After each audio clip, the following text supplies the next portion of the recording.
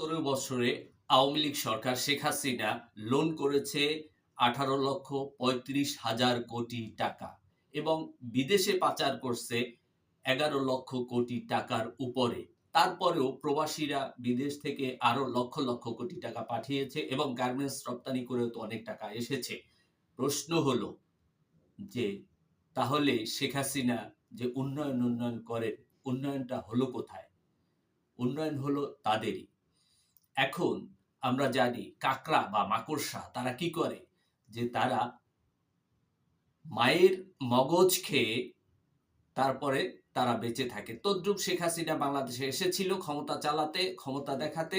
তাই সে পুরো বাংলাদেশটাকেই খেয়ে ফেলেছে ভারতের পরামর্শে। এরপরেও যদি আপনি বলেন যে শেখ হাসিনা ভালো ছিল বা আওয়ামী লীগ ভালো ছিল, তাহলে আপনি কোন মানুষ না। আপনি একটা অভিশপ্ত আওয়ামী লীগ। এছাড়া অন্য কিছু